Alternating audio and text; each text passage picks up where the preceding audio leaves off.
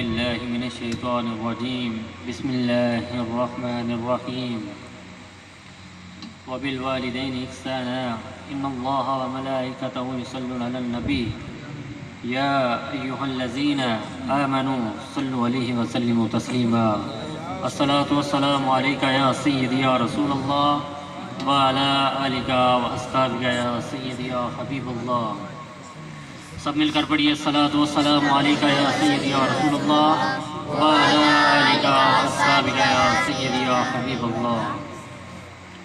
حمد و ثنا کے بعد میرے نہایت واجب الاحترام بزرگوں، بھائیوں، نوجوانوں، علماء کرام، السلام علیکم ورحمۃ اللہ وبرکاتہ. سچا ہمارا مالک اور سچا ہمارا خالق کے سوا اس واحد یکتا کے کوئی عبادت کے لائق نہیں.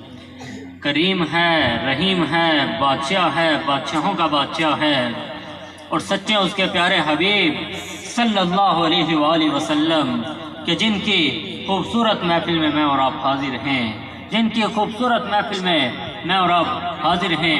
حاضرین و ناظرین، میں نے چند باتیں والدین کی شان میں کر کے اپنی گفتگو کو سمیٹ لینا ہے. اللہ کریم مجھے حق سچ بات کہنے کی توفیق عطا فرمائے، ہم سب کو اس پر عمل کرنے کی توفیق عطا فرمائیے. یاد رکھیے گا، اسلام نے جہاں پر بہت سی چیزوں کا حکم فرمایا ہے، وہاں پر اسلام نے والدین کے ساتھ حسن و سلوک کا بھی حکم فرمایا ہے، والدین کے ساتھ حسن و سلوک کرنے کا بھی حکم فرمایا ہے. اس لیے اللہ کریم قرآن کریم میں ارشاد فرماتا ہے کہ تم اللہ کے سوا کسی کی عبادت مت کرو اور اپنے والدین کے ساتھ حسن و سلوک سے پیش آؤ، اپنے والدین کے ساتھ حسن و سلوک سے پیش آؤ. حضور علیہ السلام ارشاد فرماتے ہیں والدین کی خوشی میں اللہ کی رضامندی ہے، اور میرے آقا علیہ السلام ارشاد فرماتے ہیں اگر کوئی شخص جنت میں جانا چاہتا ہے اور اللہ کی خوشنودی اور رضا حاصل کرنا چاہتا ہے تو اس کو چاہیے وہ اپنے والدین کی عزت کرے، وہ اپنے والدین کا ادب کرے، اور وہ اپنے والدین کے ساتھ حسن و سلوک سے پیش آئے. ہمیں نظر آتا ہے اگر اسلام سے پہلے ہم زمانہ جہلیت پر نظر ڈالیں تو یہ ہمیں چیز واضح نظر آتی ہے کہ اسلام سے پہلے زمانہ جہلیت میں والدین بچیوں کو زندہ درگور کیا کرتے تھے، زندہ درگور کر دیا کرتے تھے. جس کے گھر بیٹی پیدا ہو جاتی اس کو ذلت کی نگاہوں سے دیکھا جاتا، بری نظروں سے دیکھا جاتا. عرب کے لوگ بچیوں کو زندہ درگور کرنے میں کوئی شرم محسوس نہ کیا کرتے، اپنی بچیوں کو زندہ درگور کر دیا کرتے. والدین ماں کو جو ہے بازار میں بیچ دیا جاتا، ماں کی کوئی عزت نہ تھی، ارے بیٹی کی کوئی عزت نہ تھی، ماں کو بازار میں بیچا جاتا تھا. جب ماں کے سر کا سائیں مر جائے تو بعض حالات میں سوتیلے بیٹے ماں سے نکاح کر لیا کرتے تھے، ماں کو خادمہ یا نوکرانی سمجھ کے گھر میں رکھا جاتا تھا. ارے یہ میرے مصطفیٰ ہے جو تشریف لائے، فرمایا بیٹی زحمت نہیں، بیٹی تو اللہ کی رحمت ہے. وہ اپنی ماں کو بازار میں بیچنے والے تیری جنت تو تیری ماں کے قدموں تلے ہے، تیری جنت تو تیری ماں کے قدموں تلے ہے. اپنی ماں کو بازار میں مت بیچ، اپنی ماں کی خدمت کر، اپنی ماں سے محبت کر، اپنی ماں کے پاؤں دو دو کے پی، اپنی ماں کے پاؤں دو دو کے پی. اگر جنت ملے گی تو اس کے قدموں کے صدقے سے ملے گی، قدموں کے صدقے سے ملے گی.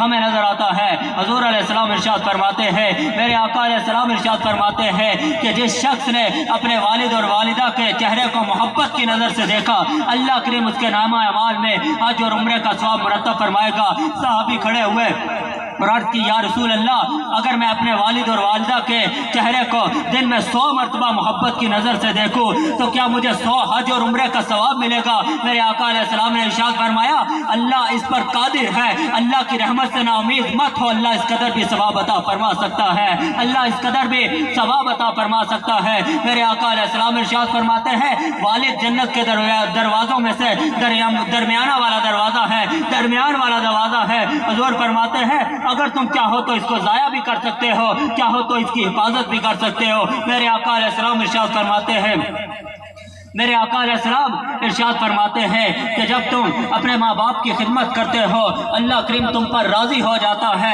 اللہ کریم تم پر خوش ہو جاتا ہے. حضرت ابن عباس اس حدیث کے راوی ہے. میرے آقا علیہ السلام ارشاد فرماتے ہیں جس شخص نے اس حال میں صبح کی اور اس حال میں شام کی کہ میرے والدین مجھ سے راضی ہو، میرے آقا علیہ السلام ارشاد فرماتے ہیں اس کے لیے ہر وقت جنت کے دروازے کھلے ہیں. اور دوسری جانب میرے مصطفیٰ ارشاد فرماتے ہیں جس نے اس حال میں صبح کی اور اس حال میں شام کی کہ میرے والد اور والدہ مجھ سے ناراض ہو، حضور فرماتے اس کے لیے جہنم کے دروازے ہر وقت کھلے ہیں۔ میرے آقا علیہ السلام ارشاد فرماتے ہیں، حضرت عائشہ صدیقہ سلام علیہا ارشاد فرماتی ہے، عائشہ صدیقہ سلام علیہا ارشاد فرماتی ہے، حضور علیہ السلام ارشاد فرماتے ہیں میں سو گیا اور میں نے خواب میں دیکھا کہ جنت میں ایک قاری قرآن کی تلاوت کر رہا ہے، قرآن پڑھ رہا ہے۔ میں نے جبریل امین سے پوچھا، اے جبریل امین یہ کون قرآن کی تلاوت کر رہا ہے؟ جبریل امین نے مجھ سے کہا کہ یا رسول اللہ یہ آپ کا غلام حارثہ بن نعمان ہے۔ حضور علیہ السلام نے فرمایا خدمت اسی کو کہتے ہیں، خدمت اسی طرح کرنی چاہیے، خدمت اسی کو کہتے ہیں۔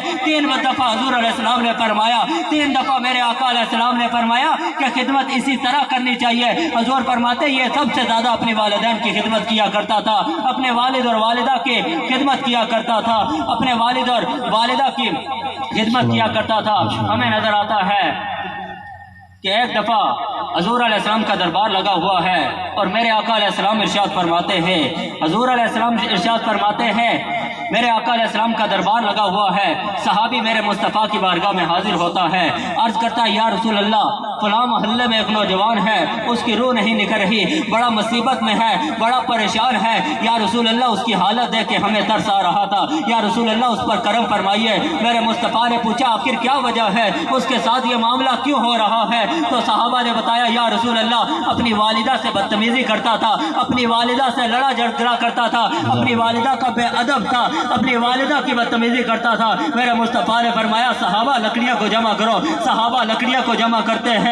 حضور علیہ السلام نے فرمایا اس نوجوان کو اٹھاؤ، اس آگ میں ڈال ڈالو، اس آگ میں ڈال ڈالو۔ جیسے یہ بات اس کی والدہ تک پہنچی، اس کی والدہ وہاں پر تشریف لے کے آتی ہے، کہتی ہے یا رسول اللہ آپ میرے بیٹے کو آگ میں مت ڈالیے، میں اپنے بچے کو معاف کرتی ہوں۔ جیسے اس کی ماں نے اس کو معاف کیا، اس کی روح پرواز کر جاتی ہے اور وہ سکون کی نیند سو گیا۔ پھر میرے آقا علیہ السلام نے اس کی ماں کو مخاطب فرمایا اور فرمایا اگر تو اس کو معاف نہ کرتی تو قیامت تک اللہ بھی اس کو معاف نہ کرتا۔